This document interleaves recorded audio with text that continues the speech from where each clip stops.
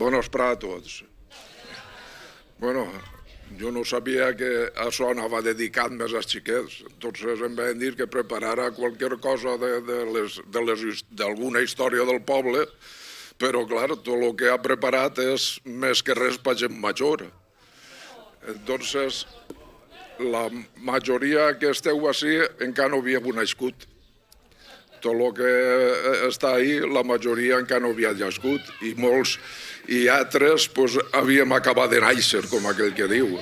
Així que es comença, d'això comprèn la història, pràcticament està relatada entre l'any 50 i el 70. Tot comença en què la gent d'entonces tenia més problemes en la vida, perquè era més dura la vida entonces que ara perquè no tenien les tecnologies que n'hi ha ara. Però en realitat eren prou més humanitaris que som ara. Ara la gent viu més a lo loco, a les noves tecnologies, i entonces qualsevol cosa que es feia sempre es feia en companyia, sempre es buscava l'apoyo d'uns i d'altres. Vos posaré un exemple per d'això. Antes plovia més que ara, i entonces en el riu el pont no estava. En el riu n'hi havia una palanca que era uns taulons de madera molt llargs que descansaven en dos pedres en el riu i estaven lligats en una cadena. Entonces què passava? Que es posava a ploure i resulta que, clar, eixia una riuà i s'emportava la palanca i s'anava riu avall. Entonces, els homes normalment s'enjuntaven tots i se n'anaven a buscar la palanca i al final, entre tots, la tornaven al puesto i la tornaven a col·locar. Sempre estava l'ajuda d'uns altres, sempre anaven buscant-se les ajudes d'uns altres. Es feia qualsevol camí. Entonces, sempre anaven els homes ajudant-se, fent el camí, no anaven a dir aneu-hi a fulano i que el faça i li se paga, no. Entonces era tot a base d'ajudar-se uns a altres. Els deports d'entonces, aquí el deport principal que n'hi havia era la pilota, jugar a pilota. El tramo de jugar a la pilota era des d'ací, d'este carrer, hasta el fort de Jesús. Aquest tramo era de terra i quan es va fer d'obra el tramo del cantó de Ricardo hasta el Llavor es jugava allí.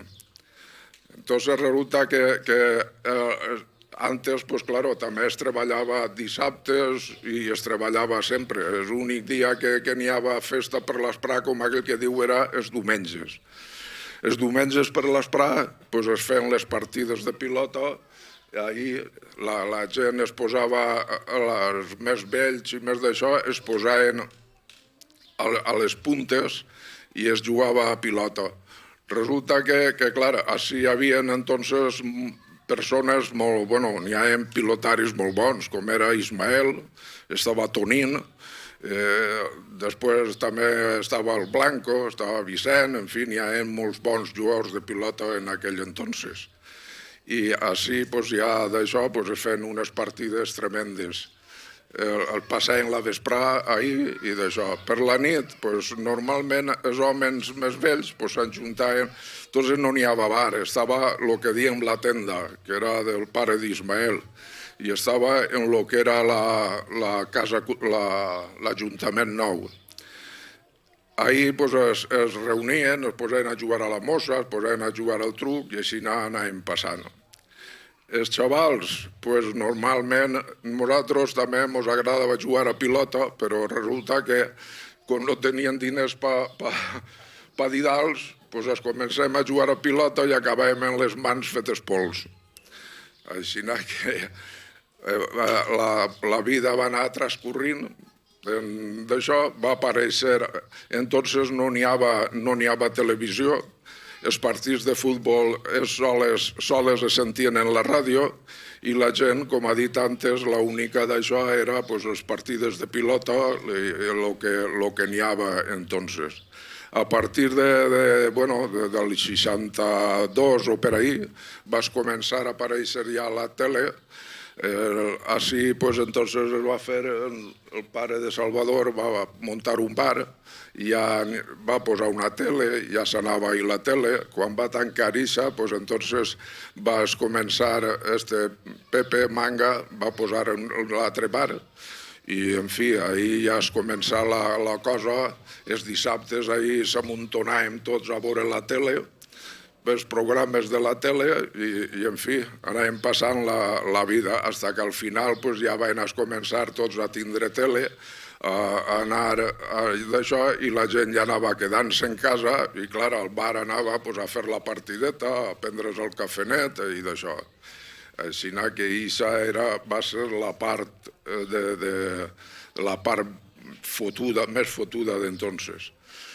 En quant als xavals en l'escola, l'escola, entonces, en aquelles èpoques, n'hi havia dues escoles, una de xiquetes i l'altra de xiquets.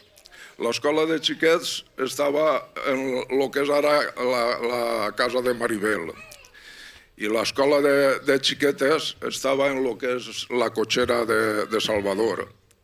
Allí era la casa de l'escola i era la casa de la mestra. I així era l'escola dels xiquets i la casa del mestre. Així, a més, n'hi ha a l'amont de xiquets perquè resulta que estaven els xiquets del poble i després tots els masos que n'hi ha per ahí, tots els masos normalment n'hi ha 3 i 4 xiquets, entonces tots venien així a escola. Així, claro, aplegaven d'això i pel temps l'escola que estaven les xiquetes ja era molt vella i la vam fer nova. La vam fer nova on està avui l'actual escola, el que passa que l'actual escola l'han renovat total. Entonces allí vam fer la casa de la mestra i de les xiquetes. I entonces jo recordo que, clar, quan aplegava el mes de mayo, el mestre mos portava, per l'esprà, mos portava a l'escola de les xiquetes a fer el mes de Maria. Passàvem tot el mes que plegàvem allí, resàvem el rosari, després del rosari mos feien ensenyar-se un verset a cada un i allí davant del quadre de la Mare de Déu cada un dia el seu verset. S'acabava allò, ja se'n veníem. També va plegar i el mestre, don Julián, que li diuen entonces, sabia música i entonces vam fer un grup d'això, un grupet per cantar en missa. Entonces estàvem formats per xiquets i xiquetes i ell ens va ensenyar a cantar i entonces sempre que n'hi havia una festa, sempre que n'hi havia una missa important, érem nosaltres els cantors. No érem els cantors d'Hispali, però érem els de Bufali, els que cantàvem.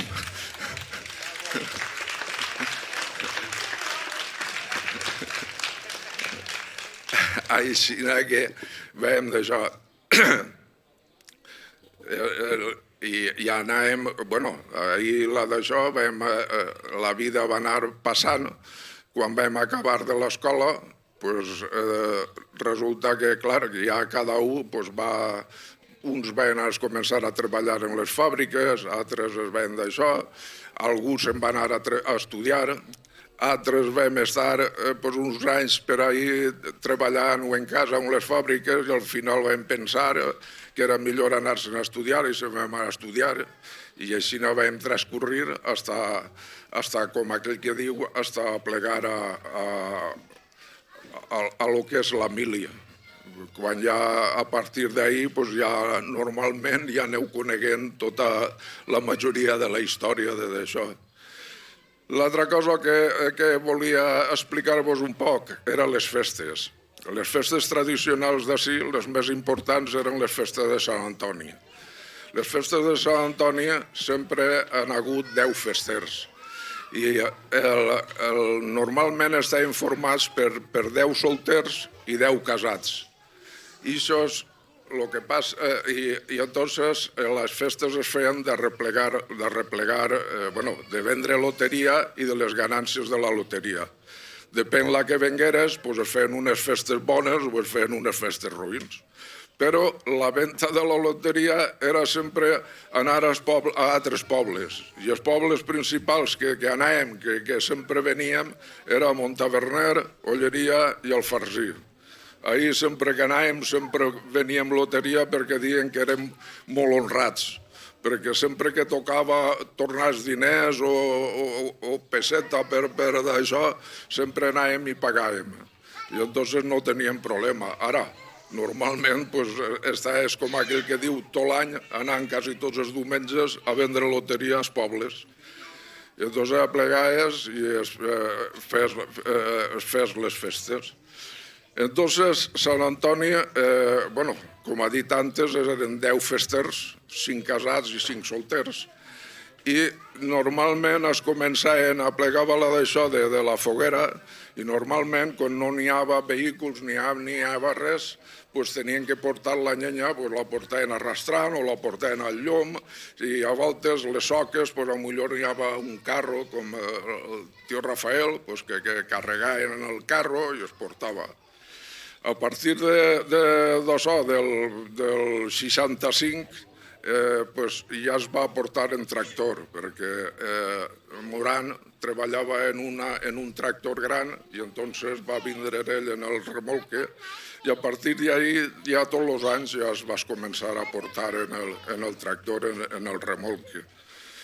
I ja, clar, ja no era tan pesat. També aplegaves, i així com ara es va i es compra les banderetes, entonces passàvem potser 15 dies en la casa d'un fester, les nòvies, les dones, les d'això, fent banderetes, posem el fil, anàvem tallant i anàvem apegant i d'això ja anàvem fent festa.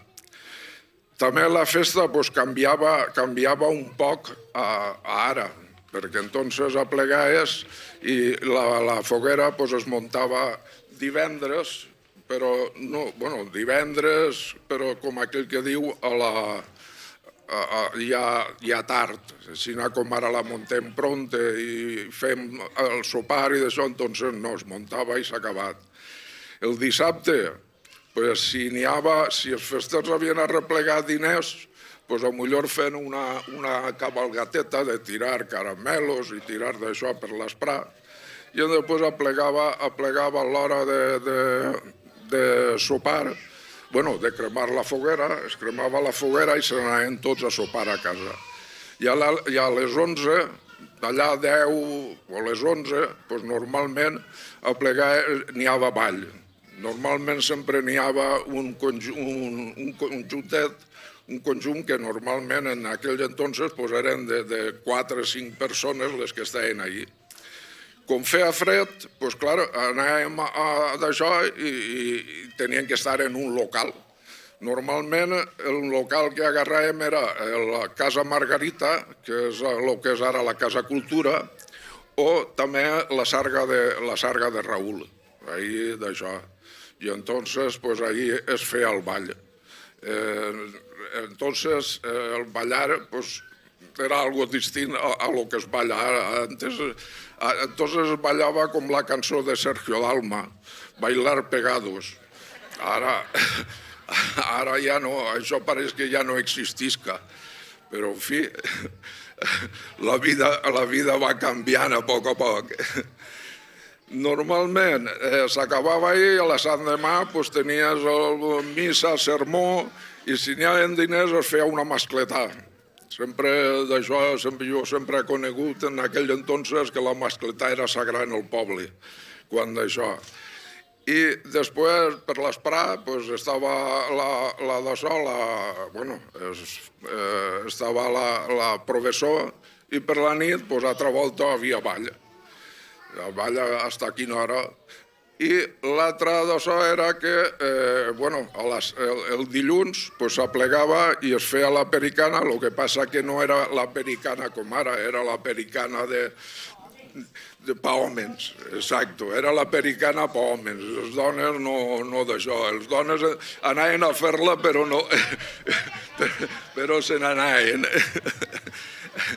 I després, quan acabaven la pericana, normalment els festers solien disfressar-se i anar per les cases dels festers i d'aquí i d'això, i anaven en la música, passaven la vesprà, beguent i disfressats i d'això, i ahir s'acabaven les festes de Sant Antoni.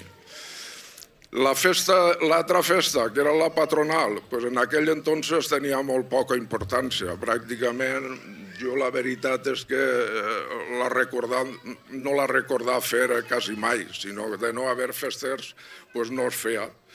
I s'aplegava, fins que es va plegar en l'any 92, que l'Ajuntament va reunir els veïns del poble i entonces es va proposar posar una cota per casa i fer una setmana de festes, però una setmana de festes que eixiren, el principal era eixir a sopar a la plaça. Entonces la gent del poble va acceptar i va acceptar-les d'això i entonces va haver la d'això, es va acordar que hi hauria un dia que era el sopar dels jubilats. I l'altre dia seria el d'això de les paelles. I aquests dies són sagrats, i aquests no es toquen. Caiga quan caiga, però aquests són sagrats. I a partir d'ahir, totes les nits ha hagut, després del sopar, la gent eixia a la plaça, es portava el bocadill o el que fora, llevar del dia de les paelles o llevar del sopar dels jubilats. Bueno, el sopar dels jubilats anaven els jubilats, clar, i això el tenien pagat, els altres l'havien de portar. Però el dia de les paelles, tots es feien la paella d'això. L'Ajuntament, en aquell entonces l'Ajuntament, en vez de convidar el dia de les paelles, convidava el dia de la pericana. Després s'ha canviat, després ja ha passat, es convida el dia de les paelles. Doncs el dia de les paelles l'Ajuntament convida a altres ajuntaments, a altres coneguts i d'això. I els del poble també conviden a coneguts de fora i del poble i de tot, i entonces s'ajunten ahí i es passa d'això. També des de fa poc es va plegar a fer tradicional, en vez de fer-se la mascletà, que es feia més dia d'això, entonces la mascletà ha passat a fer-se després de menjar-se la paella. A les 12 de la nit ha passat a d'això, com sabeu. I així d'això, sempre després de qualsevol d'això, totes les nits ha hagut música, o ha hagut ball, o ha hagut teatre, o ha hagut revista, però sempre ha hagut alguna cosa després del sopar. I en fi, això és d'això d'esta. Després vos diré que així, normalment, la tradició sempre ha sigut, quan s'ha acabat el ball o l'actuació que ha hagut, el tradicional ha sigut l'acordar. I l'acordar, primer es componia, n'hi havia una regla, que era d'això es posava en corda. I anaven des d'ací fins a la d'Ossó de Jesús, fins al Fort de Jesús, en una corda, i anaven caigant els coets. I conforme anaven caigant els coets, els que estaven es agarraven i entonces eixien, però no podien eixir d'aquestes carreres. Des d'ahir es tiraven a la gent i així anaven. Una volta s'acabava l'acordar, entonces ja es feien els coets sols per tot el poble. Els coets sols per tot el poble, ja no n'hi havia límit, ahir ja tiraves per tot el poble. Recorde que una volta estaven tirant els coets, van vindre els forasters i es van posar allí en companyia de tots. Clar, anaven, entonces tots van un poquet alegrets i aquells anaven un poquet més que el resto de nosaltres, però en fi, es van posar allí d'això. De repente aplega uno dels forasters, s'acatxa els pantalons, i es posa així i diu, així no es pare tot, i els pantalons caigudets ahí baix. Home, jo no sé d'on, però va aparèixer un coet. Va aparèixer un coet i justetet, pop, dins dels pantalons. Aquell que veu el coet en els pantalons pa amunt. I de seguida el coet, així, pantalons pa avall. Tots els que estem allí arrenquem a córrer a llevar-li els pantalons, a llevar-li el coet i tot era sarpall, no hi havia forma de llevar-li el coet, fins que al final el coet, pom, explota. I es quedem tots, diguem, mare meua, així li ha volat alguna cosa. Total que s'alça i mireu-me les castanyetes, que les tinc cremades. Total, mos tens a tots així mirant, tot mirant, i tot era mirar, la mare que va, però no d'això. La veritat és que va tindre sort i no tenia res, soles les tenia xambuscais, però res més. Així que, després també a última hora teníem la costum, bueno, vam agarrar la costum de que ahir entre la cotxera meua i casa de Miguel posàvem una taula, quan fem d'això, posàvem Coca-Cola, posàvem whisky, ginebra, posàvem Fanta, de tot, i posàvem caires. Entonces, tots podien anar a beure, però en la condició de que mentre bevien no es podien alçar de les caires. El que volia beure tenia que quedar-se en la caira. I què passava? Doncs que, clar, n'hi havia voltes que baix la taula i rodant n'hi havia més de 50 coets. Allò pareixia la foguera de Sant Antoni encesa. N'hi havia moments que suaves de la calor que tenies allí dins. Mira si és que va haver qui va fer el testament i se dia allí. Dia, cariño, si me muero te lo dejo todo.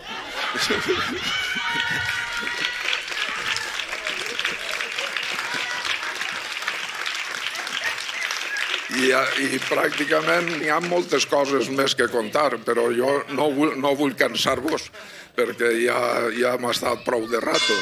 Així que hi ha que passar-ho bé, el millor que d'això, i no obsessionar-se en res. El que tinga que ser serà. Així que no us obsessioneu, no vos passe com a un xaval que estava obsessionat en que venien els extraterrestres, clar, sentia en el telediari que els americans tenien naves extraterrestres, que tenien extraterrestres amagats i que venien ovnis, altres que d'això, i aquell dia sempre estava en encontrar-se algú i deia, no tardaran molt en vindre els extraterrestres. Ja veuràs com en qualsevol moment estan els extraterrestres així. Total, que no, sí home, sí, no tardaran molt, ja veuràs. Allà va que tenia un bancal al costat de la carretera i una nit se'n va regar. I estaven regant, veu unes llums i d'això, i pom, es queden parades allí, una llumenària com si fora de dia. I diu ell, collons, ja estan ahí. No dia jo que venien ja els extraterrestres, ja estan ahí, i ara jo què faig? Si me'n vaig, estos estan mirant-me i a veure què d'això. Total, que al final s'arma de valor i se'n va a cara a les llums i aplega allí i diu, soy Paco, 22 años, agricultor, y estoy regando. I a través de la llum sent una veu que diu, soy Juan, 45 años, camionero, y estoy cagando. I així acaba la història. Espera que no vos vaig cansat i a passar unes bones festes.